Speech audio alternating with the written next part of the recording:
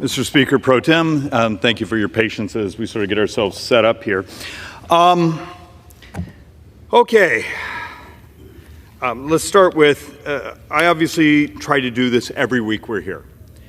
And my goal is not to come and try to sound like some idiot economics professor. I'm trying to sort of point out the biggest thing that's ahead of us, the reason we're here, and the hardest thing we talk about. But one of the things I want to start with is apparently I hurt some people's feelings in the last two floor speeches when I walked through the math and some of the reaction I got. And I don't care. It's one of those, the math is the math and the math will win. The math always eventually wins. And this is substantially, welcome to a math-free zone. Just another side thing I want to point out, for some of the folks who end up watching a video of this or those things and they get cranky, oh, there's no one in the House. That's actually the way it's supposed to be. They're supposed to be off in their committees or other places working. This is our chance to sort of talk to the body and understand. You're on hundreds and hundreds and hundreds of televisions right now, talking to staff, talking this. So there's a reason I show up with these charts.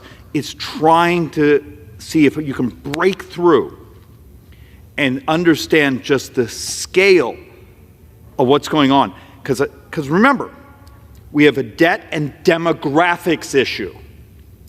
And that's the thing that just enrages me. If you're on the left, you don't tax enough. And we're on the right, we can't cut enough. Which, look, I'm more on the cut side. But you still got a mathematical problem. And that is, and I'll show you in some of the slides, you can get rid of every dime of defense. You can get rid of every dime of discretionary. And you're still borrowing hundreds of billions of dollars. Last year, we borrowed 8.4% of the economy. So you every once in a while hear these discussions, oh, we're going to have a 2% GDP growth. Okay, that's fine. That's sort of what long-run projection is. We borrowed 8.4. Was just the borrowing, not the spend, the borrow. And it's also one of the reasons we've tried now not to talk in percentages of GDP because no one has any idea what the hell you're talking about. So let's actually have some fun here. And Mr. Speaker Pro Tem, we're going to actually try to break this up in 2 or 3 different presentations over the next couple of weeks. Today, I'm just going to relay out the math, one more time, see if any of it still sinks through. And then next week, we're going to try something that we haven't done in a few months. We're going to come in with optimism. The breakthroughs in healthcare, the breakthroughs in technologies, the opportunities that are out there that will help us bend the debt curve. But once again, I'm going to go back to a sentence I had couple moments ago. For those who will text my office, call my office, fuss at me when I'm in Costco and say, David, I want you to balance the budget this year. I can do it. You just have to let me be willing to get rid of all the defense, all the discretionary, and $400 billion of your Medicare.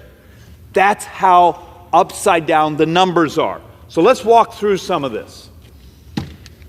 This fiscal year, so we're almost 2+ months into this fiscal year, the number one spend will be Social Security. Now, let's talk about this for a moment. Social Security is its own trust fund, its own funding mechanism. None of the money from is spent in the general fund. It's loaned to the general fund. Good morning, friends. Will more holiday stimulus checks be arriving for the American people? Across the country, several states are seeing record-high budget surpluses, and many are deciding to allocate more funding to important relief programs, while other states are urging all residents to claim tax credits. My dear friends, please make sure that you watch until the end of this video to hear about all of the details. Also, to say thank you for being part of this community. Every Friday, I will be announcing several winners for the Walmart gift card giveaway. If you would like to enter these weekly giveaway, friends, all you have to do is click and like several of my videos and then comment below the keyword of each video that you watch. The more videos that you comment on, dearest friends, the greater your chances of winning these giveaways. This year, there are still some states that are still giving out one-time tax rebate checks. This includes Alabama, Minnesota, Montana, New Mexico, and Washington State. But there are still millions of other Americans that have been waiting to see more stimulus-style relief, similar to what was offered by our federal government in 2021. But according to the Internal Revenue Service, many taxpayers will be eligible for some substantial tax credits on this year's return. There is the child tax credit that helps families with qualifying children receive a tax break. According to the IRS's website, you can claim the child tax credit for each qualifying child who has a Social Security number and is under the age of 17. Analysts reported that this year, the child tax credit could get you up to $2,000 per child, with $1,600 of the credit being potentially refundable. You may also be able to claim the child and dependent care credit if you paid daycare expenses for a child under 13 or a spouse or parent unable to care for themselves. This benefit generally allows up to 35% of $3,000 for one dependent or $6,000 for two or more dependents. The American Opportunity Tax Credit is another credit for expenses that are spent during the first 4 years of higher education. The amount of the credit is 100% of the first $2,000 of qualified spending, such as tuition, books, and school fees, and 25% of the next $2,000. So this is a maximum annual credit of $2,500 per eligible student. In addition, the Earned Income Tax Credit helps low to moderate income workers and families receive a tax break. So if you qualify, you can use the credit to reduce the taxes that you owe, and this may increase your refund.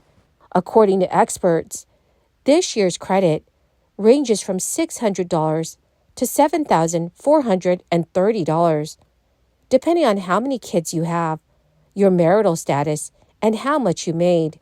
You may also want to check out the Residential Clean Energy Credit. This credit equals 30% of the cost of new, qualified clean energy property for your home that was installed anytime from 2022 to 2023. The credit has no annual or lifetime dollar limit. You can claim the annual credit every year that you install eligible property until the credit begins to phase out in 2033. Also, friends, this week, Vice President Harris broke a nearly 200-year-old record for casting the most tie-breaking votes in the Senate when she voted to advance the confirmation of a new federal judge in Washington, D.C. Senate Majority Leader Chuck Schumer called Harris's 32nd tie-breaking vote a great milestone. The vice president returned to Capitol Hill later in the day to cast her 33rd vote as well, securing the judge's confirmation. Casting tiebreaker votes is among the only constitutional duties for vice presidents, and Harris has been repeatedly called on to break deadlocks because the Senate is closely divided between Republicans and Democrats. The pace of Harris's votes dropped off this year when Democrats expanded their slim majority in the Senate by a single seat. But Harris has helped advance the American Rescue Plan Act, which was a $1.9 trillion crisis relief measure, and the Inflation Reduction Act, which limited the cost of prescriptions and created financial incentives for clean energy. Most of Harris's votes have involved President Biden's judicial nominees. My dear friends, tomorrow I will be announcing several winners for the Walmart gift card giveaway. If you would like to enter these weekly giveaway, friends, All you have to do is click and like several of my videos, and then comment below the keyword of each video that you watch. The more videos that you comment on, dearest friends, the greater your chances of winning these giveaways. Thank you and have a wonderful and very blessed day.